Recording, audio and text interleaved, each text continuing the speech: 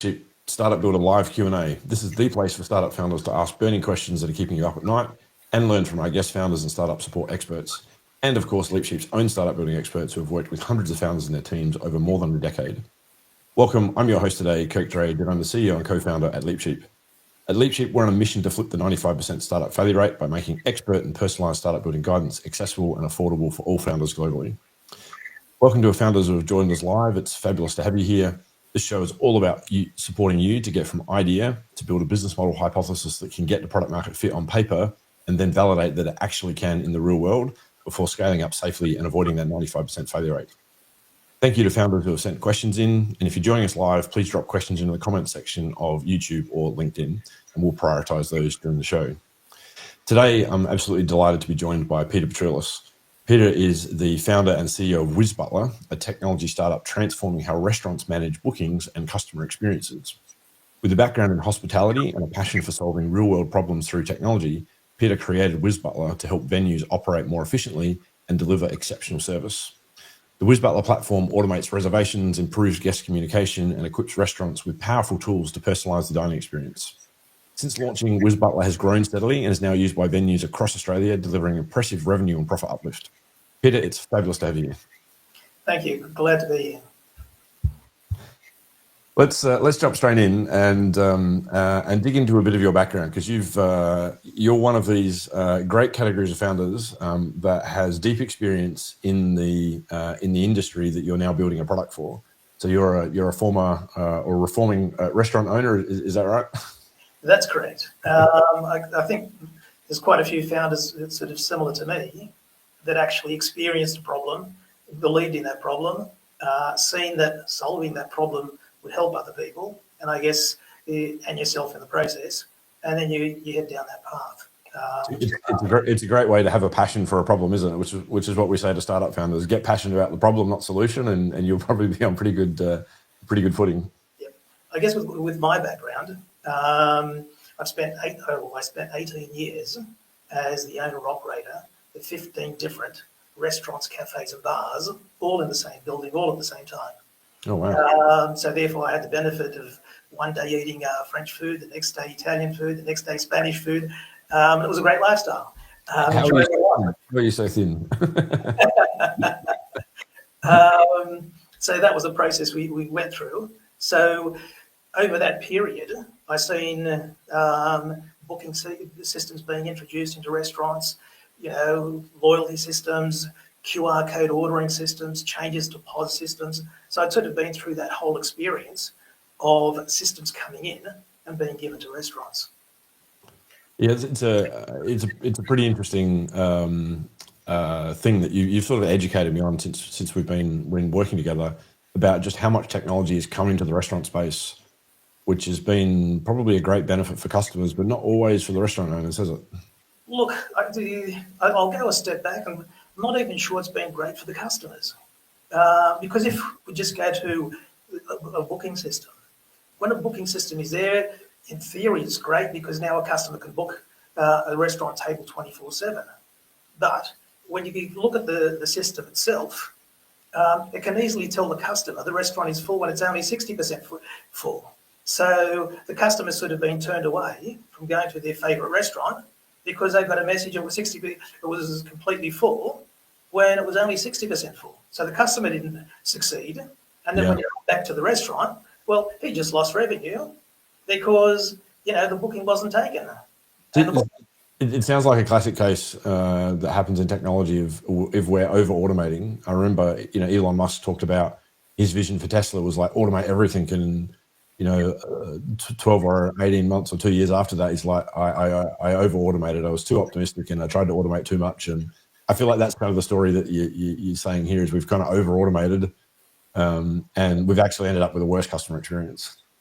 I don't think they've over-automated. They've wrongly automated. Yeah. Because the automation they put in didn't solve the problem. It actually created a different problem. Solved one and created a different problem. Yeah. So I guess it was eager to be first to market, and people like OpenTable have been very successful. But the problem there is that they've created other problems that had to be addressed manually for their solution to grow. Yeah, 100%. And that's a point that I think is just worth making on a completely tangential subject, where we all love talking about AI and what's that going to do to jobs. And I think this point is that for every solution that we create with technology, we sort of create 10 new problems to solve. And I think we'll be quite okay with AI, because we're going to create more problems than we solve. Look, and I think that's one of the things that we went through with regards to product market fit. And we would do something that potentially solved one small part, but then created additional things that we needed to solve. And if you didn't solve them, then you weren't creating that right solution. Yeah, and how did you make the leap from running restaurants to going, I need to build a technology company now? That's quite a leap. I guess two things have happened. One, going back to about 2010 is when the online booking system started proliferating in this country here anyway, which is certainly about 10 years behind America. And when they started coming in, one of the first systems that was out there was called ResPack, which has now since been bought by OpenTable. They allowed you to put your own front-end widget to it. So we built our own front-end widget to ResPack. And in doing so, I guess we were introduced to the problems at the back end and why it was inefficient. So did you have your own development team at that time, or were you using outsource? No, I had my own web developer. Yeah, nice. So we were doing that. So we sort of had that exposure. And then you start thinking about how can I improve this? And that sort of was about 2011, trying to get my head around it, because obviously no one else had solved it, so it wasn't a simple problem. I guess if I can explain the problem, it's sort of like playing chess. And with chess, it's a lot easier because one piece moves at a time. When you're actually talking about optimizing the floor space, then it's like lifting all the chess pieces up and then rearranging them based on the move of your opponent. So this is the online. You're talking about the online booking process. Correct. Yeah, right. Because, or if you put it in Tetris terms, then you don't know what the size of the next block that's going to fall is, or where it's going to fall. So how can you anticipate where it's going to be? And that's the issue with the booking system, because you don't know what the next booking request is going to be or what the party size is. How can you predetermine how to set up your tables? Yeah, right. That's the problem. So I guess going back to before online booking systems were a thing, the booking person at a restaurant would just sort of figure that out on the fly, would they? Redraw their plan on a bit of paper? Because when you're doing it, you've got the other bookings in front of you. You're in effect mentally rearranging the bookings in your head and saying, okay, I can move this booking here and that booking there, and then I can rearrange these tables and take this booking. So right. It was done manually by a person. Now when you go in and the machine's got to do it, the machine can only do it mathematically.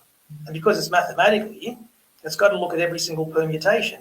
And when it goes through it, it's got to try every single permutation. When you're about 60, 65% full, the running through the permutations can take 1 month before you actually get an answer. And the booking systems don't know the floor space or what furniture the restaurant has, I assume, right? Well, mathematically, it's actually called an MP complete problem. Okay, and you've got to try every single permutation. And according to MIT, if you have a restaurant that has 100 chairs or 100 tables, and then it takes bookings at 6 o'clock, 6:15, 6:30, 6:45 till 9:30, you have 15 booking intervals. And you've got 100 chairs or 100 tables. Then, within that two-dimensional chart, there's actually 100 to the power of 15 permutations. So when you look at it, you're looking at it mathematically. 100 by 100 is 10,000. 10,000 by 100 is a million. A million by 100 is 100 million, and I've only spoken about 4 permutations. Yeah. And mathematically, you can't do that. But the booking person can do that in their head. That's just like the power of the human brain, right? Well, logically, you can segment it because you can turn around and say, okay, you can do simplifications because you've got background. Mathematically, you don't. Yeah. And that was the problem. Yeah, fascinating. So how have you approached solving the problem? Well, I guess I sort of started the process of saying we need to build a customer-centric system. And to be customer-centric, it's solving the customer's problem, not the restaurant's problem. Because then, I guess even though I was a restaurant person, if you solve the customer's problem, then in theory, you should be able to flow it through to solving the restaurant problem. So you turn around and saying, okay, a customer cannot be told there's no availability if there is availability. Yeah. And you went through that process. And it took me a number of years to get my head around it. But I guess what helped me a lot is when I had my 15 restaurants, cafes and bars, one of the things I learned early on is you had to make every square metre count because you're paying a lot of rent. My rent was close to $500,000 a month. Wow. So you can't turn around and have half of the floor not working. So we learned about space and using space and managing space. And then, what sort of hit me is what we needed to do was manage space, not what all the existing systems do, which is tables and table combinations. And we moved away from saying, it was the pieces on the chessboard that were important to saying it was actually the chessboard that determined where you could put the pieces. Yeah, interesting. And it was through that process that we sort of developed our system and went and solved the problem where now you could actually optimize the space and you could guarantee that you'd never reject a booking. Yeah, fascinating. So your system is dynamically creating the table layout on the fly as those bookings are coming in. Correct. So rather than trying to anticipate what the next booking size and requirement will be, which you can never do, on the fly, before a service, of course, because we don't confuse everybody when a service starts, is we actually unseat all previous bookings, add it together with the last received booking. Then you have full information. Because now you've got full information, you can go and rearrange the space. And to give a simple example, if you've got an alcove in the restaurant that can take a maximum of 10 people, well, then it becomes easy because you allocate those 10 people to that space because you've optimized that space because you can't take any more or you can't do better in allocating that space. So you sort of build it up that way. So what we've also done is then we've removed the table from being on the axis, if I can call it that, the allocation axis, to putting it inside the grid because we use a floor plan, so you're talking about length and width.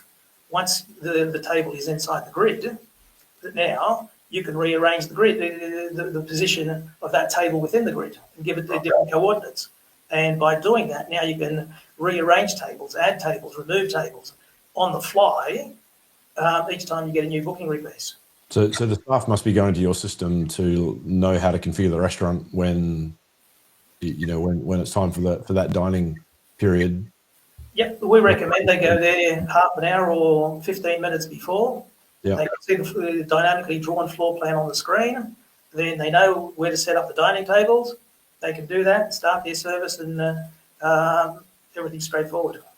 And one of the things that we're always saying to startup founders is, solve a pants on fire problem.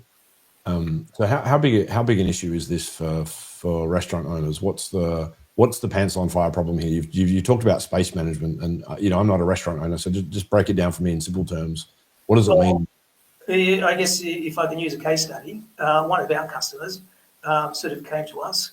They're a busy restaurant. It has about 320 seats, so therefore it's quite a large restaurant. And then if we look at their busy day on a Saturday, they used to take about 350 people booked for lunch and 350 people booked for dinner. That was a total of 700. So it's a big restaurant, busy, everything's okay. They're sort of making money. Why would you consider anything else? They approached us by seeing our dynamic software on the website, went through, explained to them that if you're doing that number of people, you've got to be turning real bookings away because you've gone past that 60% full capacity, so you've got to be turning people away. We put our system in, and first week in, it actually took 1,100 people. And then they were averaging 11 to 1,200 people after that. Wow, that's a massive uplift. A huge uplift. So his revenue increased by almost 50%. And I guess in the restaurant business, that from a revenue and profitability point of view, you've got a lot of those fixed costs. So your rent, your $500,000 rent per month, that's fixed. So changing the amount of bookings you get is going to significantly impact your profit, isn't it? Well, in this particular case, absolutely, because he was actually full staffed for the Saturday. So he actually did not need any extra staff. All he was doing is his staff were there and became more efficient. So the only additional cost he had was his food cost. And his food cost is 30% of that revenue. So then his gross margin on that was an uptake of 70%. Fabulous. So yeah, this is a great pants on fire problem. With most startup founders, when I'm having this sort of conversation, one of the obvious traps that, or not obvious, I shouldn't say that at all. One of the traps that founders can fall into is someone like yourself that's got all this experience in restaurants. I quite often say, like, you're not your usual restaurant owner. Like, most restaurant owners don't go, oh, I'm so sick of these booking systems, I'm going to go start my own software company.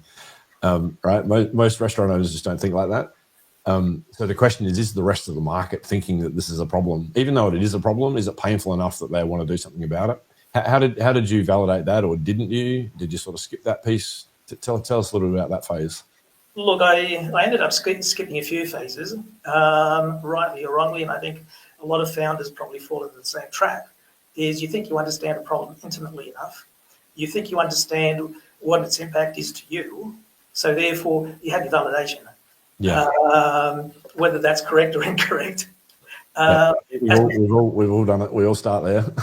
As we found, and you've helped us through this process as well, is that I guess in the early stages, when we just completed the booking system, we actually spoke to a few restaurants. And I guess, sorry, just to go back a step, we ended up closing our restaurants because of this big bad monster called COVID-19 back in 2020. Our restaurants were located hardcore central CBD in Sydney, the worst possible location for COVID. So therefore, we completely pivoted out of running restaurants or operating restaurants to actually starting the software. So we sort of started the software in a serious way in 2020, even though I was thinking about the problem prior to that, which I mentioned, and I'd actually lodged patent applications in 2017. But we didn't start the actually software building process till after we pivoted out of restaurants. So it sort of took a couple of years to get the software at the booking level right. And when we approached a few restaurants, rightly or wrongly, because they had integrations with other systems, they turned around and said, is your booking system integrated with other systems? The problem that we then had is we couldn't sell the system to anybody because they had this concept of integration. Even though their integrations weren't working properly, because you can't integrate existing systems. We can talk about that separately. So then we had to go back to the drawing board and say, okay, we've got this far. Do we now dumb down our system to be able to integrate with other systems, or do we go and build the other modules of ordering and point of sale and loyalty and continue that process all the way through? So when you say dumb down your system, just unpack that a little bit for me. Why would you dumb down your system? Because if we now have a dynamically changing floor plan, then all QR code ordering systems and all point of sale systems, they're all static systems. So they can't accept information from changing floor plans. Yeah, wow. So then we'd have to sort of take our changing floor plan. And that's why I say dumb it down. So it's no longer dynamic. Yeah, lower denominator, yeah. And then sort of force it through, which then sort of defeats the purpose of having something that's dynamic. So then I guess I made the decision in 2022 that we should now go out there and build our own additional systems so we could offer an all-in-one that was completely dynamic. Yeah, wow, that's a big decision. Yes. And it's taken a long time to get to the other end because we then changed our minimum viable product from being a wedge or solving one problem to Yeah. now being a multi-venue, full enterprise-grade system as your MVP. Wow. And what did you learn through that journey that if you could go back and tell yourself some of those learnings, what would you say to your former self that was sort of embarking on that on that earlier I journey?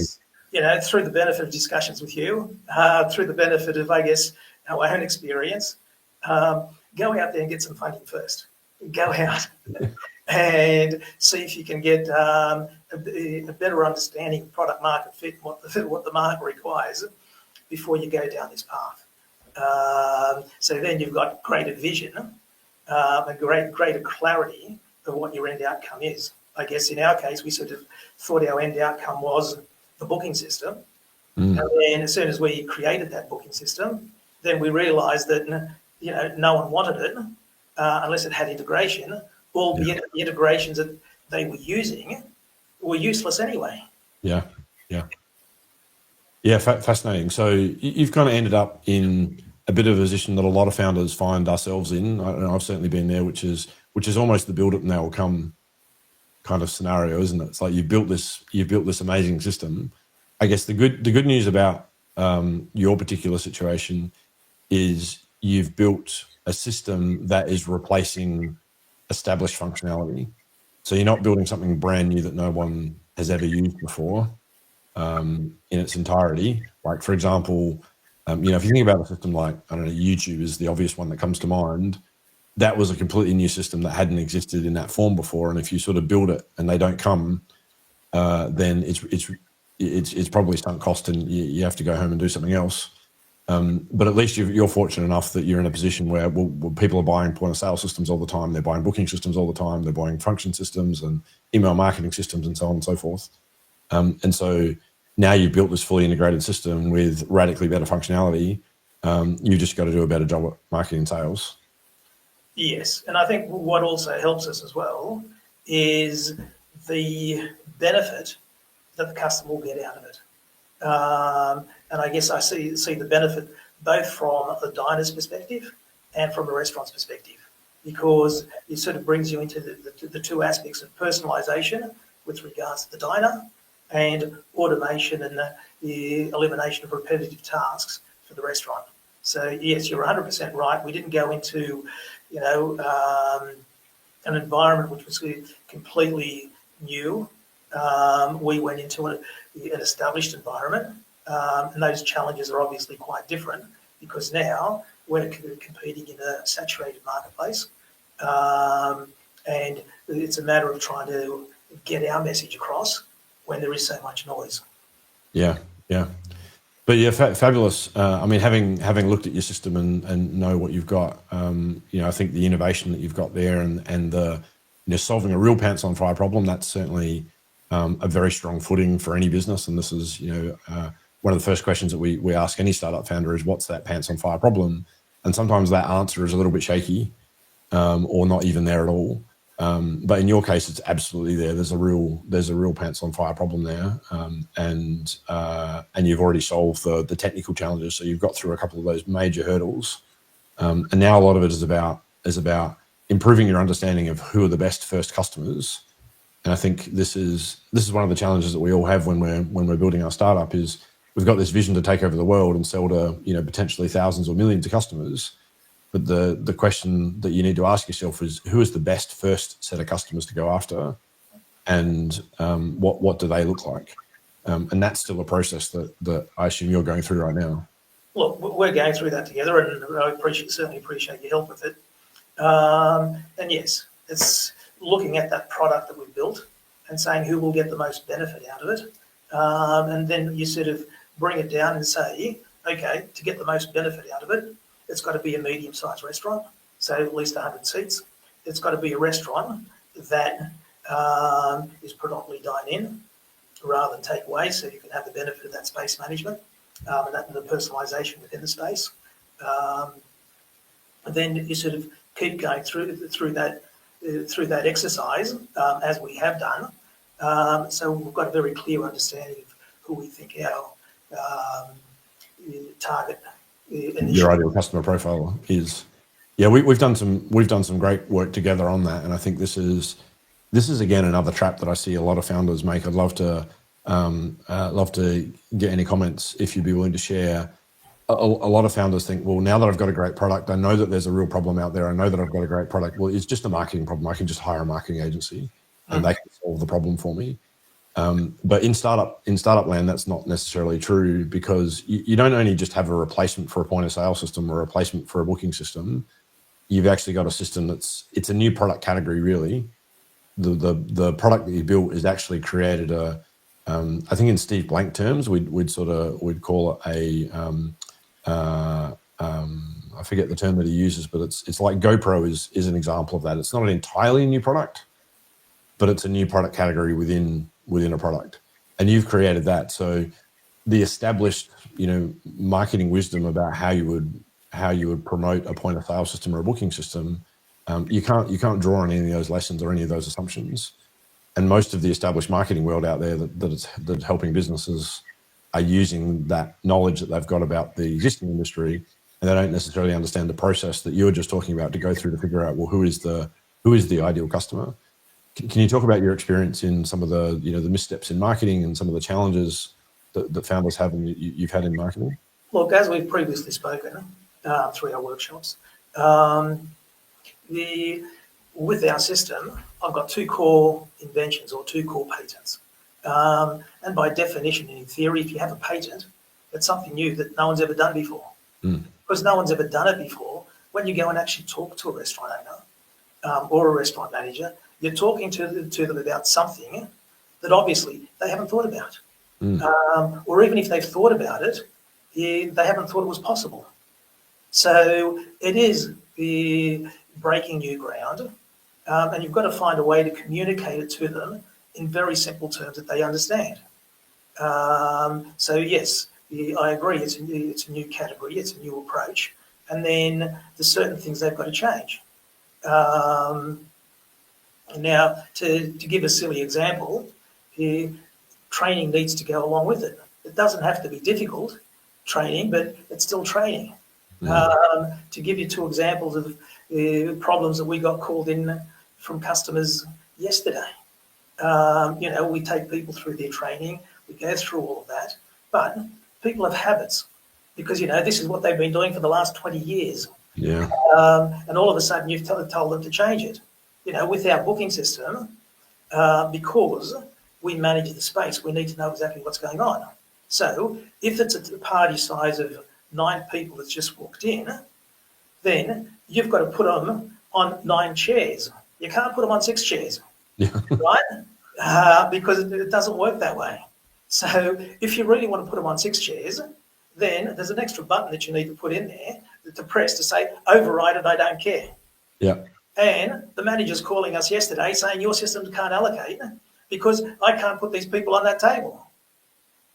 And, but hey, 9 people don't fit on 6 chairs, Yeah, I mean, it's such a good example, isn't it? Where it's that learned behaviour, as you say, that people have got, that intuition that if you're just replacing a POS system for a POS system, you would probably survive. Yeah, because all other booking systems don't care. You can put 20 people on a table of 2 because they're not managing space.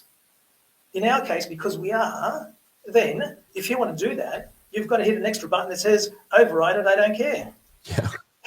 I think this really speaks to one of the big challenges in startup world where, if you start consuming startup ecosystem information and start talking to the startup ecosystem, and I'm using that in sort of the broader sense, you get this sort of impression, particularly in the last decade or so, that everyone needs to go full software, product-led growth, don't talk to customers, everything should be automated, like online marketing automation, pay with a credit card, sign up, et cetera, et cetera, which is a great endpoint to get to. But the journey to get there is often the most capital efficient by spending time with your customers, spending deep time with your customers, over investing, which means an individual sale you might not make money on, but these are all the things that you learn as problems that you have to solve if you're going to create a great customer experience that you can then package up as software or online training or whatever. So it sounds like you've really been through that process of working deeply one-on-one with a number of customers. Look, we have, and it's been an important part of it.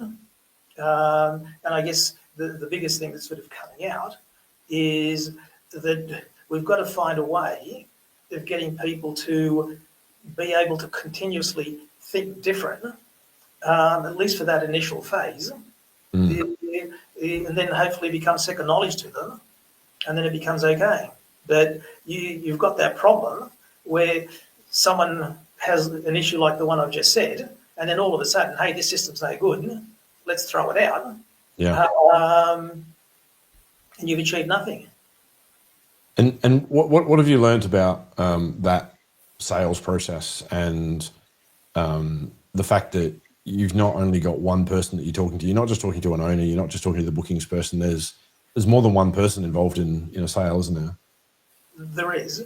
And I guess going back to finding our ideal customer at this stage of our journey, the processes that we've been talking to, we're sort of focusing on 1 to 3 restaurants. An owner that has 1 to 3 restaurants, rather than someone who's got 50 restaurants at this stage. Because, the approval process is too great.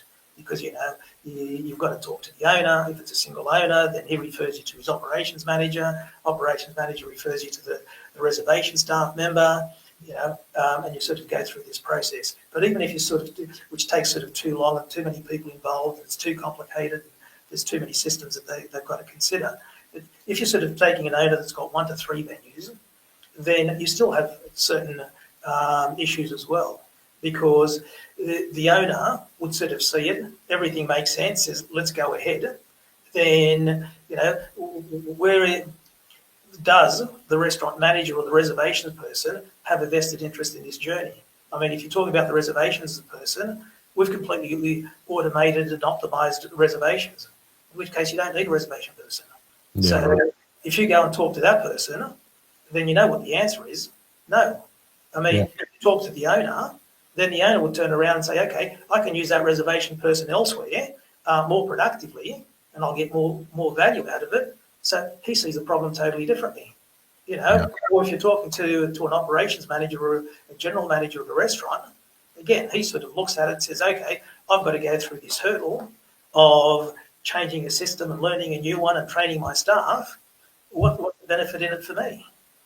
Yeah, I think it's such great learning about what I would describe as founder-led sales. What you're going through is that founder-led sales. Like, there's no way you could hire a salesperson right now and say go sell, because you're still uncovering all of these little challenges of how to actually approach customers and learn.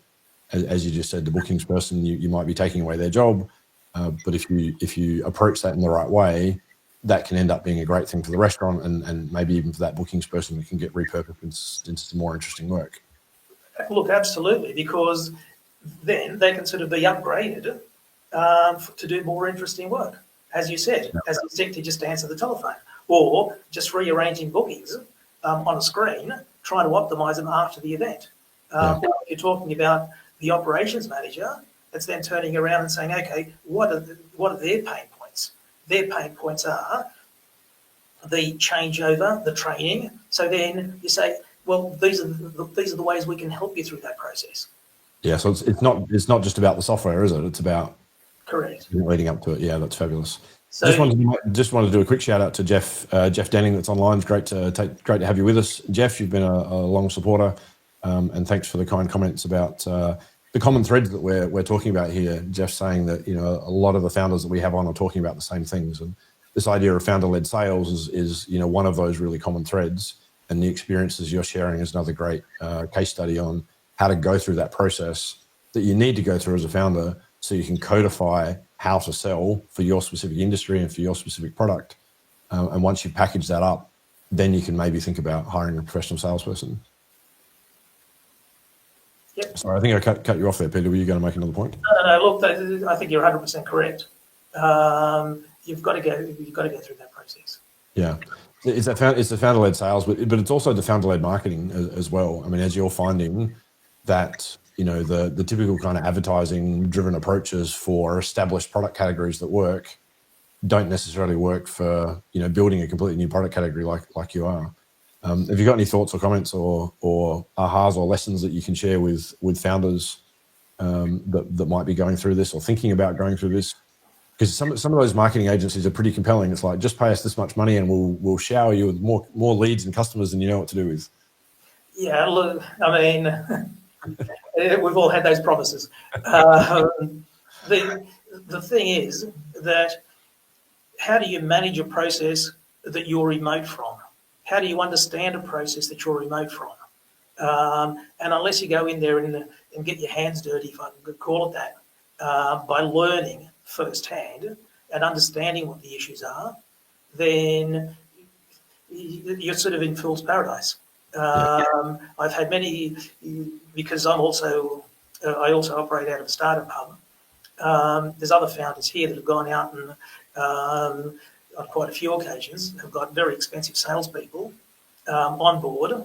They don't understand their product. Then they stay there and they sort of give them what do you call it, share options and incentives to stay in the business.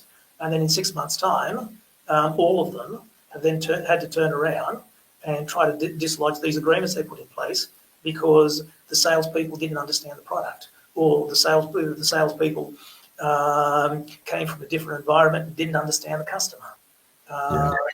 It's such a tragic and common use case because neither the founder or the salesperson fully understand what they're signing up for at the beginning. The salesperson goes, well, look at all the selling jobs I've had before and look at my great performance, and they're obviously good at their job and good at what they do. And the founder looks at that and goes, this is exactly the sort of person I need. But neither of them fully appreciate that when you're innovating and building a new kind of product, that you have to go through this, we call it the disruptive innovation journey, and you have to go through this founder-led sales. So it's one of those unknown unknowns. And this is like a big category of problems that the reason why we exist as a company is to help founders see these unknown unknowns. Because once you know about a problem, founders are smart, they're hardworking, they'll figure it out one way or another. But it's the problem that you can't even see that are going to catch you out. Yeah. And there's too many unknowns, as you call them. Whether it's determining whether the problem you want to solve needs to be solved, or the many steps along that way in that journey. Yeah. I wanted to move on to a question which I think is particularly interesting, which is, if I can find it here. Well, let's jump to this one because it's easier to find. But this is from Jess in Adelaide, who's asking, as someone currently building a scheduling tool for a services business, I'd love to know, how did you balance solving operational complexity without overwhelming users with features? And I don't know, maybe you'd like to answer that in terms of what you wish you had done versus what you did do. Because as we just described, you sort of went through this process of sort of building the whole shebang, rather than what we would normally advise founders to do, which is like an MVP, find a niche to work with first. And we talked about the fact that you had this integration challenge. So just love to hear your thoughts on that to help Jess out with her challenge. Look, I guess on one hand, we haven't gone out to the total market because we haven't tried to take over all point of sale systems. Because when you look at a point of sale system, you can put it into a supermarket, you can put it into a butcher, you can put it into a clothing store. Once you do that, then your point of sale system becomes like a blank document. You've got to give them, a blank sheet of paper, or, you give them a blank spreadsheet to work off. We didn't do that. We said our core focus is dine-in restaurants. So when we go into a dine-in restaurant, we're actually giving them something that's already complete. We can give them, their product tree. We can give them their accounts. We can give them standard reports. So we're not starting from a blank sheet of paper. So you've got sort of a niche.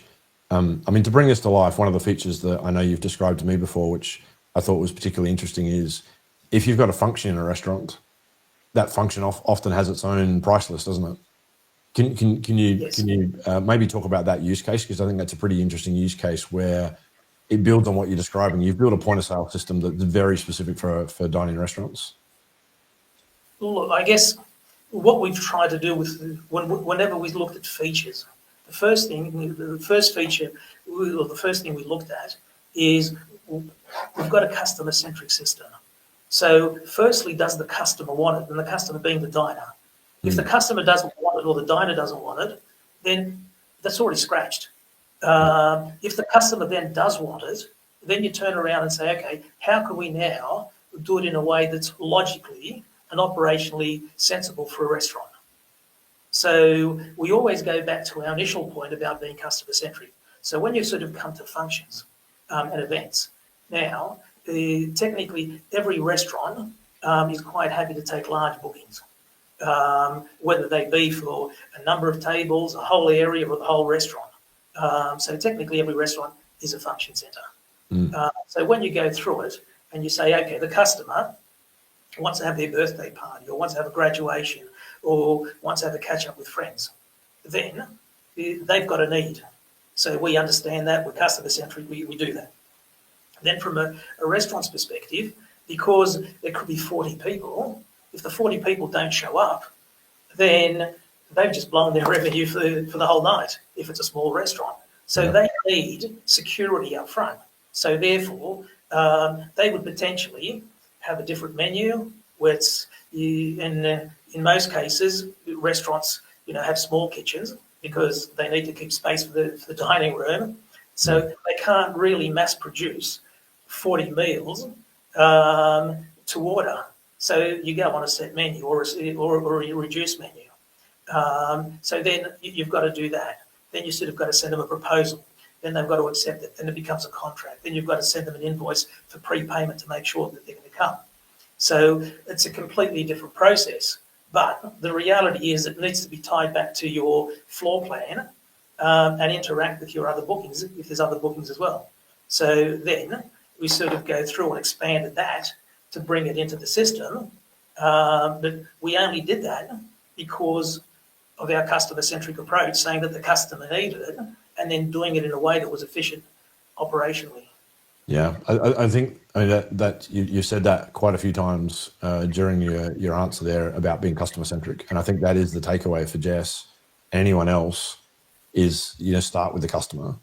And I think you've obviously got that, that mindset from your restaurant days, being customer service centric, bringing that into the software world is just hugely valuable. And I speak to so many founders where I ask the question, what does the dream outcome for the customer look like?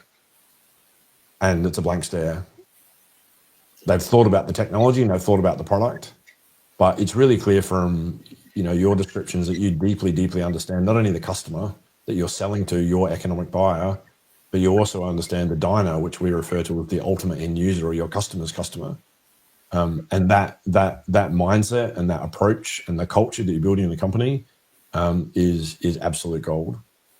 Yeah, I guess from when I started, maybe it's because I was a restaurant guy and I understood that a restaurant only survives by the customers it has and the experiences it gives to customers and the personalisation. So therefore, you turn around and say, if I can create that link between the customer and the restaurant, then they're both stronger in the process. And my software is harder to dislodge after it's gone in there. Yeah. Yeah, 100%. Yeah, we were working with a coffee shop owner a few years ago, and the first thing I did when working with them is go be a barista for a day and see what it's actually like working in the restaurant, working in the cafe.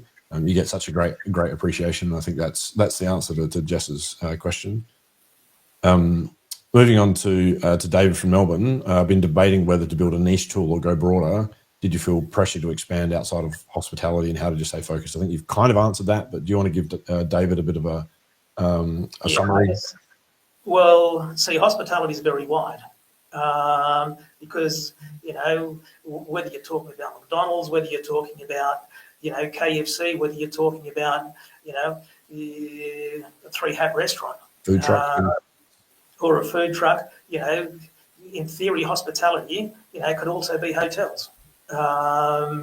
and there's optimization that can be done there as well. So look, while it appears we're wide, if you call us hospitality, I think, we're clearly defined to sit down restaurants as our core target. And then, so I think there is a limit to our broadness. But what I would say is, if you're building a niche tool, if there's still growth and marketing you can do in that niche market you're in, continue focus on that. Do that properly, because after you do that and after you get your penetration, you can always go broader. But if you go broader on day one or early on, then you're not going to get the market penetration that I think you should do. You probably deserve if you stay focused. Yeah, 100%. There's a Goldilocks zone, isn't there? I say to founders, you want about 5,000 clients in your niche. Any less than that, and sales and marketing becomes difficult because there's a good stat, whether you believe it or not, is 3% of buyers are ready to buy. So if only 3% of those 5,000 people are ready to buy today when you're trying to sell, then you don't have 5,000 customers at all. So you need a big enough market to work in. So that's sort of the lower bound, and the upper bound is basically as small as you can make it. So the more niche you are, the more targeted and specific you can be. So yeah, hopefully, David, that answers your question. Let's see, we've got Nat from Adelaide. On pre-launch, I'm struggling with prioritizing features in the early days of WizButler. What decisions did you make about what to build first, and what did you hold back on? Again, we've talked a lot about this, but for Nat, how would you summarize? Well, I guess we started with the booking system because that was the first point of diner contact, which goes back to customer centric. I knew other problems existed before the booking system, but we started there with the diner. So if you're talking about what you build first, I think it depends what your product is, but see if you can go all the way back to the origins of where your benefit starts. And then as you're building those features, make sure that you're pretty comfortable that people will use those features and those features add value. Because if those features, make you feel better, you don't want to build them, not at this stage. You want to build features that have real value, and I guess, using your terminology, Kirk, pants on fire scenarios. Yeah, 100%. And maybe just to help out, just to show what we at LeapSheep call the disruptive innovation journey, the second stage in that journey, the segment validation, is where you do user research. And that really should answer your question. What are the things that your potential users care about the most? What are they willing to pay for? What do they prioritize? If you've gone out there and done that user research, and I should highlight there are many ways to do bad user research that maybe fools you into thinking that you've got the data you need when actually you haven't. So you need to be aware of that. But to go do high quality user research, that should really drive your feature set. That's really the answer. Fabulous. All right. Let's see. We've got Matt from Sydney with a question. What's been the hardest part of building a scalable tech product inside a traditional industry? What would you do differently if you were starting again? Well, I guess, just to give a couple of examples, we sort of got fooled, I guess, by my experience of 18 years in hospitality, thinking that we could take on the world. And as you go through the process, you realise the world is bigger than one person. So as a founder, ideally, you need to get other people around you that can help in that journey, whether they're getting additional founders or whether it's getting outside services like LeapSheep or to help you. But I guess with the problems that I see that I've done in the past is I went there and applied for patents. And when you apply for a patent, you've got to tell the world exactly what you're doing Otherwise, the patent office can't assess whether your invention is good or bad. Yeah, like a competitive reveal, isn't it? 100%. You're fully exposed because you tell them exactly what you're doing. So if you fail and you don't get your patent, which is, like going to the casino and gambling, then you've lost. By the same token, if they can deconstruct what you're doing and you go and build it, well, you're still lost. You're caught between a rock and a hard place. And I mean, to give some real numbers, I went in down the patent process. Now it's sort of from 2017 to now is 8 years later, and I've spent 1.7 million. Wow. So when you look at it, maybe that 1.7 million could have been spent better elsewhere. Going and buying Bitcoin or Nvidia stock or something else. But that's one of the traps as a founder, that you go down that path without what do you call it? Having an exit ramp or a process where you can reassess. Yeah, 100%, 100%. The founder-led selling, and the discussion that we had earlier about the journey that you go on to learn what the market's like, and realizing that whatever you think the market is like is probably not what it's going to be like. I mean, it's that famous line. Everyone's got a plan until they get punched in the face. Yep. You translate that into startup talk. I think Steve Blank has done that, and it says like everyone's got a business plan until you have contact with a customer. Yeah. And it kind of doesn't matter your background, whether you're like you're a industry veteran that's now selling into the industry that you're working in, or whether you're a total outsider. Your perception of what the market is going to do and how it's going to behave, and the reality is very rarely aligned. And so you want to go in with the mindset of, I have to be a sponge and learn. I don't have to push my opinion onto the market and expect that it's going to come true. I really have to have that genuine curiosity, talk to people, really listen and empathize with what they're trying to tell you, and then be prepared to adjust your approach based on what you're learning. And look, I sort of agree with that 100%. Because even in my case, when you look back at it, I thought I had enough knowledge in the industry because I was operating takeaway shops and cafes and bars and fine dining. So I thought I had a wide understanding of the market. But in reality, I had a wide understanding of the market from one person's eyes. Yeah, 100%. I mean, I fall into exactly the same category. I thought, after 12 years at Microsoft and launching, dozens of products and being part of creating products and researching products and being part of the channel network before that, I thought I understood innovation inside out, upside down, left and right. But the startup world is just, such a different kettle of fish. And that lean startup methodology that Eric Ries talks about in the Lean Startup book, that unfortunately just about everyone that reads it doesn't actually take away the core message from that book, which is go forward with tiny experiments. That's really the message from that book, and that's kind of what we're saying is go forward with tiny experiments that are cheap, that are fast, that are going to allow you to learn, and then build on those learnings and create the next series of experiments. Unfortunately, most people take away the concept of a minimum viable product, and that's turned into sort of standard language that's almost mainstream. People in mainstream business understand what an MVP is these days, but that's not really the takeaway from the Lean Startup. It's about small iterative learning and the fact that you don't understand what the market wants, and that's the best way to find it out. So I guess my experience is I went about it the wrong way. Thankfully, I'm still here. And things are moving in the right direction. Yeah. But yes, if I was to start again, it would be completely different. Yeah, 100%. All right, I wonder if we can fit one more question in, and I think this is another question that